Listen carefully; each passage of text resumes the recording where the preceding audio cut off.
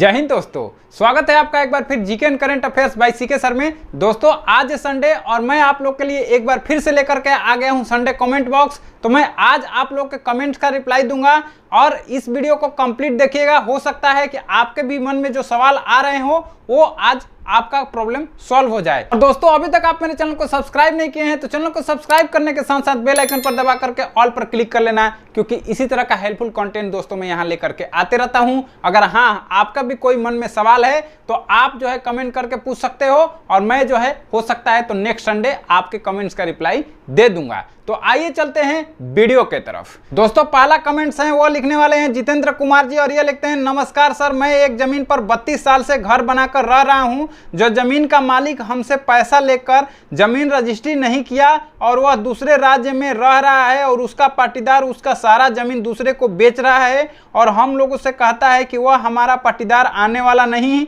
और हमसे रजिस्ट्री करवा लो, नहीं तो तुम्हारा जमीन दूसरे को रजिस्ट्री कर देंगे। ऐसे में हम क्या करें? तो देखिए सबसे पहले मैं आपको बता दूं कि आप 32 साल से रह रहे हो या फिर 50 साल से रह रहे हो, आपने अभी तक रजिस्ट्री करवा लेनी चाहिए थी। ये फर्स्ट में आपकी गलती है। दूसरी, अगर आपने जमीन के एवज में उनको पैसा दिया है तो आपके पास रिटर्न में कुछ प्रूफ होना चाहिए। आप जो है उनसे नॉन जुडिशियल पेपर पर या फिर बॉन्ड पेपर पर लिखवा लेते कि मैं जो है इस जमीन के एवज में आपको इतना रुपया दिया हूं और वह जो है जमीन के लिए दिया हूं, उसमें स्पष्ट होना चाहिए था। और एक दो आपने आसपास के गवाह का साइन करा लेते। अगर आपने करवा रखा है तो उस व्यक्ति को फोन कीजिए कि आप आकर के जल्दी से जल्दी मेरा रजिस्ट्री कर दीजिए। फिर भी वो नहीं आ रहे हैं तो आप उसको जो है अपना पंचनामा कराइए, मान मनोवल करके उनको लिखवा लीजिए। अगर वो नहीं आते हैं तो आपको सिविल कोर्ट भी जाना चाहिए। इसके साथ ही मैं आप लोग को बता दूं कि अगर देखिए आप लोग जो होता यह है कि जमीन खरीदने जाते हैं तो कुछ उसको बयाना देते हैं या फिर कुछ एडवांस में पैसा दे देते हैं और पूरा पैसा देने के बाद ही रजिस्ट्री होता है। तो देखिए आप लोग किसी को भी जब पैसा देते हैं तो एक बॉन्ड पेपर पर जरूर लिखवा लीजिए कि मैं जो है इस जमीन के एवज में जो है आपको इतना पैसा दे रहा हूं और वह इतने फलाने फलाने तारीख को दे रहा हूं, और उस पे जो है एक दो गवाह का भी साइन करा लीजिए। वह क्या है आपके लिए भविष्य के लिए प्रूफ रहता है। अगला जो कमेंट है वो लिखने वाले हैं मोहम्मद शमशाद जी और ये लिखते हैं, सर नमस्कार जी, मेरे परदादा जी के पिताजी के नेम से पुराना खतियान था 9 बीघा का। मेरा परदादा जी का एक बहन थी जिसने 3 बीघा बेच दिया 1965 में, लेकिन 1971 के सर्वे में 7 बीघा का खतियान बना लिया जिसका 3 बीघा केबाला था। उसका मेरे परदादा जी और दादाजी अपने हिस्से का जमीन नहीं बेचा, तो क्या इस सर्वे में मेरे पिताजी के नाम से सर्वे होगा? इसी साल सिविल कोर्ट में टाइटल सूट किया है। तो देखिए लास्ट में आपने जो है बात लिख दिया जो आपको पहले लिखना चाहिए था। आपने जो है जो भी आपका प्रॉब्लम है आपने टाइटल सूट कर दिया है और यह जो है आपने काफी लेट से किया है दोस्त। लेकिन बोलते हैं कि देर आए दुरुस्त आए, कोई बात नहीं, अब आपने टाइटल सूट कर दिया है। जब तक टाइटल सूट चल रहा है किसी भी कोर्ट में तब तक जो है सर्वे में आपके नाम से जमीन नहीं होगा। अब जो है जो भी कोर्ट का फैसला होगा उसी के अनुसार जो है जमीन की जमाबंदी होगी और उसी के अनुसार जो है दाखिल खारिज होगा। तो आपको जो है अब कोर्ट के फैसले का इंतजार करना होगा। अगला जो कमेंट है वो लिखने वाले हैं अरविंद झा जी और ये लिखते हैं, और यदि रैयती जमीन पर कोई व्यक्ति या व्यक्ति समूह जबरन कब्जा करके अतिक्रमण कर लिया हो तब सरकार संबंधित भूस्वामी रैयत को कैसे राहत प्रदान करेगी? तो देखिए आपका मैं कमेंट समझ गया। आपका कमेंट उस वीडियो पर है जिस वीडियो में मैंने बताया है कि जो है आपने अगर सरकारी जमीन पर अतिक्रमण कर रखा है तो सरकार उस पर बुलडोजर चलाएगी, उसको खाली कराएगी। तो देखिए आपकी रैयती जमीन पर अगर कोई कब्जा कर लिया है तो आपको ही इनिशिएटिव लेना होगा। आपको सबसे पहले कंप्लेन करना होगा। आपने एक कहावत तो सुनी होगी कि जब तक बच्चा रोता नहीं है तब तक माँ भी दूध नहीं पिलाती है, वो भूल जाती है। तो देखिए ये कहावत बिल्कुल सही है। अगर आप रैयत हैं, आपके जमीन पर किसी ने कब्जा कर लिया है तो भैया ये चीज तो आप ही को पता है। तो आप जब तक इसका पंचनामा नहीं कराएंगे, इसके लिए जो है आप अंचलाधिकारी को जो है कंप्लेन नहीं करेंगे, आप डीसीएलआर के पास नहीं जाएंगे, हो सकता है तो आपको सिविल कोर्ट भी जाना पड़ेगा। तो आप जब तक अपना कंप्लेन नहीं करते हैं, अपना बात नहीं रखते हैं, तो सरकार को कैसे पता चलेगा कि आपके जमीन पर जो है किसी ने कब्जा कर रखा है?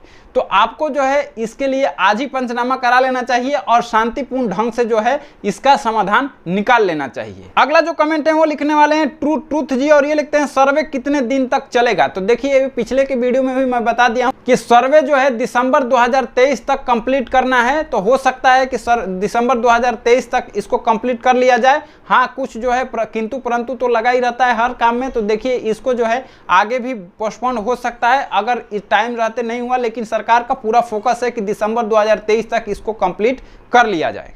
अगला जो कमेंट है वो लिखने वाले हैं एन आलम खान जी, और ये लिखते हैं जमीन गैर मजरूआ मालिक है, इसका बैनामा 1956 का है एवं जमाबंदी भी कायम है, रसीद 2000 तक का कटा हुआ है, क्या यह जमीन बेचा जा सकता है और सर्वे में किसके नाम चढ़ेगा।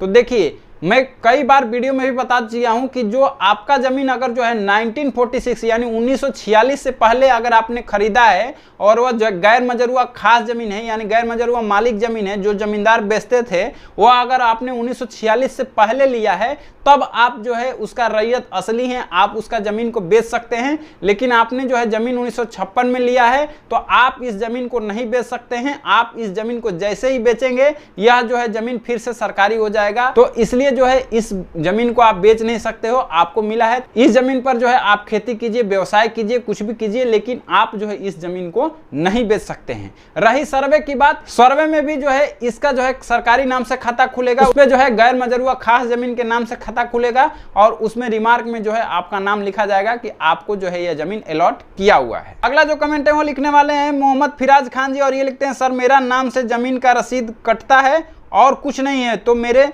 जमीन का सर्वे मेरे नाम से होगा। देखिए आपके नाम से रसीद कटता है यह बात सही है, लेकिन आपके पास और भी कोई प्रूफ होना चाहिए।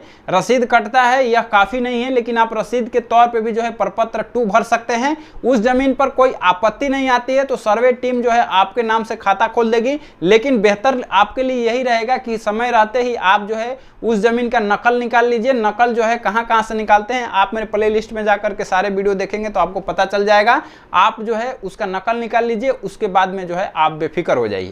अगला जो कमेंट है वो लिखने वाले हैं तारकेश्वर शाह जी, और ये लिखते हैं रजिस्टर 2 नहीं है, हमारे गांव का कर्मचारी दाखिल खारिज नहीं कर रहा है। तो देखिए आपके गांव में कर्मचारी दाखिल खारिज नहीं कर रहा, रजिस्टर 2 नहीं है, तो आप इसका जो है कंप्लेन कर दीजिए अंचलाधिकारी के पास और उनसे रिसीविंग ले लीजिए कि कर्मचारी जो है ऐसे ऐसे कर रहे हैं। हाँ, अगर अंचलाधिकारी भी इस बात से सहमत नहीं है और आपका जो है हेल्प नहीं करते हैं, कुछ दिन के बाद जो आपको रिसीविंग दिए हैं सीओ साहब, उसी के आधार पे आप डीसीएलआर के हुई कंप्लेन कर सकते हैं कि देखिए मेरे गांव में जो है दाखिल खारिज नहीं हो रहा है, रजिस्टर 2 भी नहीं है, तो इसमें जो है मैंने सीओ साहब को भी कंप्लेन दिया था इतने तारीख को, ये इसका रिसीविंग है और अभी मैं आपको जो कंप्लेन दे रहा हूं तो वहां से जरूर कार्रवाई होगी और आपके गाँव में जो ये प्रॉब्लम सॉल्व हो जाएगी। अगला जो कमेंट है वो लिखने वाले हैं उदयलाल भगत जी, और ये लिखते हैं जैसे हम लोग नेपाल में रहते, हमारे पिताजी और दादाजी का देहांत हो गया, हमें खुद जानकारी नहीं थी कि कहाँ कहाँ जमीन है, कोई उपाय बताएं। हमारा दादाजी का नाम बसदेव प्रसाद, पिताजी का नंदजी प्रसाद, पता नारायणपुर रेलवे गंज छपरा। तो देखिए आपका कहीं भी जमीन है, आपको अगर पता नहीं है तो आप अपने हल्का कर्मचारी होते हैं आपके गांव में, आपके जो है अलॉट होते हैं एक हल्का कर्मचारी, आप उनसे मिलिए, आप अपना जो है पूरा नाम पता, अपने पिताजी का नाम, अपने दादा का नाम, अपने परदादा का नाम उनको बताइए, वो आपको बता देंगे कि कितना जो जमीन आपके पास अलॉट है। और नहीं तो आप वेबसाइट पे भी जा करके जो है आप चेक कर सकते हैं, वहां पर नाम डाल करके कि उनके नाम पे कौन कौन खाता खतियान है। अगर कर्मचारी भी हेल्प नहीं करते हैं तो आप सीओ साहब के पास एप्लीकेशन दे दीजिए, वो आपको पक्का हेल्प करेंगे। अगर वहां से भी हेल्प नहीं मिलता है तो आप जो है डीसीएलआर के पास चले जाइए, आपको जो है आवेदन देना होगा, वहां से आपको पूरी जानकारी मिल जाएगी। अगला जो कमेंट है वो लिखने वाले हैं मुइज रहमान जी, और ये लिखते हैं सर अगर सर्वे नहीं कराएं तो क्या होगा। तो देखिए इसका जवाब मैं पहले भी दे दिया हूं। सर्वे देखिए इसीलिए होता है कि अपडेट कर दिया जाए जमीन को, वह जो है जो रैयत हैं, जो जमीन मालिक हैं यानी जो हम लोग हैं, उनको देख करके ध्यान में रख करके सरकार यह कदम उठाइए। इसमें कितना मेहनत लग रहा है, कितने पैसा खर्चा हो रहा है सरकार का, वह जो है जो रैयत को ध्यान में रखकर किया जा रहा है, झगड़े झंझट आने वाले दिन में नहीं हो। तो देखिए इसमें जो है अगर आप सर्वे करा लेते हैं तो आपके लिए बहुत ही बेटर रहेगा, एकदम अप टू डेट हो जाएगा आपका जमीन और आगे से जो है ये डिजिटलाइज हो जाएगा। जैसे ही खरीद बिक्री होगी तो इसका जो है एकदम से कट करके दूसरे के नाम पे चला जाएगा, नक्शा में भी जो है परिवर्तन होते रहेगा। तो यह सर्वे जो है बहुत ही इंपॉर्टेंट है, आपको जो है इसमें बढ़ चढ़कर हिस्सा लेना चाहिए और अपना जमीन का सर्वे जरूर से जरूर कराना चाहिए। अगला जो कमेंट है वो लिखने वाले हैं ब्रिज कुमार जी और ये लिखते हैं, मैं एक जमीन लिखवाया था जो कि उसका भी दाखिल खारिज नहीं करवाया था।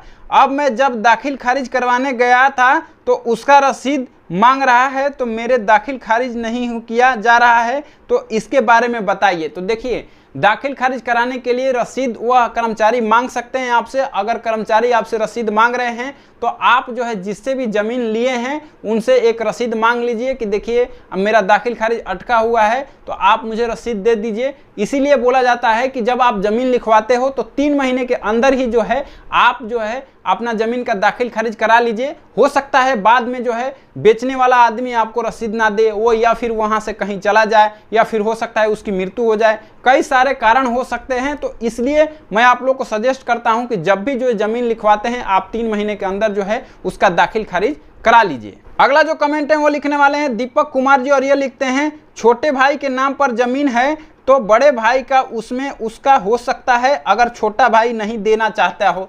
तो देखिए 2 तरीका है इसमें। छोटे भाई के नाम पे जमीन है, क्या वो उसका खुद का खरीदा हुआ है या फिर जो है वह खानदानी जमीन है। खानदानी जमीन है और पिताजी ने हो सकता है कि उसके नाम पे पूरा जमीन कर दिया हो, तब जो है बड़ा भाई जो है पंचनामा करा के या फिर जो है रिश्तेदारों को बुला के या फिर जो है सिविल कोर्ट जा करके यह अपना जमीन ले सकता है। अगर छोटा भाई खुद अपने पैसों से जो है जमीन खरीदा है यानी उसकी कमाई का जमीन है, तब उसमें बड़े भाई का हिस्सा नहीं है, वह छोटे भाई का ही हिस्सा है। अगला जो कमेंट है वो लिखने वाली हैं मीना शर्मा जी और ये लिखती हैं कि हमारे पति 6 भाई थे, 5 भाई को रास्ता है, हमारे को कैसे मिलेगा रास्ता, कृपया बताएं प्लीज। तो देखिए मैं समझ गया आपके कमेंट से कि आपने कोई घर बनाया होगा, तो 5 जो है आपके पति के जो भाई हैं उनको जाने का रास्ता है, लेकिन आपको रास्ता नहीं मिल रहा है। तो देखिए घर बना लिया है आपने तो आपको रास्ता मिलना चाहिए। आप जो है अपने गांव में पंचनामा करा लीजिए, हो सकता है मुखिया सरपंच की बात से वो मान जाए, नहीं तो अपने रिश्तेदारों को बुला करके मान मनोबल से बीच का रास्ता निकाल लीजिए। अगर उससे भी नहीं होता है तो आप अंचलाधिकारी यानी सीओ साहब के पास जा करके अपना आवेदन दे सकते हैं, वह आपकी बात सुनेंगे और हो सकता है आपको रास्ता मिल जाए। अगला जो कमेंट है वो लिखने वाले हैं रमेश शाह जी और ये लिखते हैं, सर एक जमीन 1960 से पहले हमारा था, बिना लिखे कर्मचारी दूसरे के नाम कर दिया गया, कागज 1958 में जल गया। तो देखिए बिना आपके इजाजत के या बिना लिखे हुए कर्मचारी दूसरे के नाम पे कर दिए, पहले तो करते नहीं हैं, अगर कर दिए हैं कागज भी जल गया है तो आप नकल निकाल लीजिए। नकल के बेस पे जो है आप अपना कंप्लेन कर सकते हैं और जो है उसका रिसीविंग ले लीजिए। और नीचे लेवल पे नहीं सुनते हैं तो आपको ऊपर लेवल तक जाना पड़ेगा, यानी जब DCLR भी बात आपका नहीं सुनते हैं तो आप सिविल कोर्ट जा सकते हैं और शांति से जो है अपने जमीन का निपटारा कर सकते हैं। अगला जो कमेंट है वो लिखने वाले हैं चंदन कुमार जी और यह लिखते हैं, हमारे पास कोई डॉक्यूमेंट नहीं, कैसे होगा सर्वे सर बताइए। तो देखिए आपके पास कोई ना कोई डॉक्यूमेंट्स जरूर होना चाहिए, बिना डॉक्यूमेंट्स का सर्वे कैसे होगा आप खुद बताइए। तो देखिए सर्वे में आपका पास जमीन नहीं है तो आप नकल निकाल लीजिए जा करके, सरकार जो है आपको भरपूर मदद करेगी कि सर्वे के पहले आपका नकल निकल जाए। और अगर आपके पास फिर भी कागज नहीं है तो आप ऑनलाइन जो है चेक कर लीजिए कि मेरा रसीद कट रहा है नहीं कट रहा है। रसीद नहीं कटा है तो कटा लीजिए, ऑनलाइन कटता है आप ऑनलाइन पेमेंट करके रसीद कटा सकते हैं। अगला जो कमेंट है वो लिखने वाले हैं आयु HH और यह लिखते हैं, पंचनामा में बड़ा भाई के नाम पे का जमीन छोटे भाई को मिला हिस्सा में, तो उस जमीन पर किसका हक है, छोटे भाई का या बड़े भाई का। तो देखिए पंचनामा करा लिया आपने, उसमें जो है बड़े भाई का नाम जो है छोटे भाई को मिल गया है, तो देखिए पंचनामा तो हो गया, लेकिन अभी जमीन किसके नाम पे है, बड़े भाई के ही नाम पे है, उन्हीं के नाम पे रसीद कटेगा। देखिए लॉ यह कहता है, कानून यह कहता है कि जब तक जिसके नाम पे जमीन है रसीद उसी के नाम पे कटेगा और वही है उसका मालिकाना हक है। तो अगर जो है पंचनामा हो गया है, छोटे भाई के नाम पे हो गया है, तो छोटे भाई को चाहिए कि अपना दाखिल खारिज जल्दी से जल्दी करा लें और जो है जमीन अपने नाम पे करा लें और रसीद अपने नाम से कटा लें। तो दोस्तों आज के यही कमेंट्स थे जो मैंने आप लोगों को रिप्लाई दिया। हो सकता है कि आपका भी क्वेश्चन कुछ माइंड में हो तो आप कमेंट करके ही अपना क्वेश्चन पूछ सकते हैं और अगले संडे को जो है आपका मैं क्वेश्चन पिक कर लूंगा। अगर यूनिक सा सवाल है तो ऐसे ही प्यार बनाए रखिएगा और जो है चैनल को अभी तक सब्सक्राइब नहीं किए हैं तो चैनल को सब्सक्राइब कर लो यार, बिल्कुल फ्री है, और बेल आइकन पर भी दबा करके ऑल पर क्लिक कर लेना, क्योंकि इसी तरह का हेल्पफुल कंटेंट दोस्तों मैं यहाँ लेकर के आते रहता हूँ। अगर इंस्टा पे भी फॉलो नहीं किए हो तो इंस्टा पे फॉलो कर लो, वहां भी जो है आप जो है अपना प्राइवेट क्वेश्चन पूछ सकते हो। अगर आप चाहते हो कि मेरा क्वेश्चन और कोई ना पढ़े तो आप जो है इंस्टाग्राम पे फॉलो करके मुझे ये क्वेश्चन पूछ सकते हो। बाकी मिलते हैं नेक्स्ट वीडियो में एक नए टॉपिक के साथ, तब तक के लिए जय हिंद।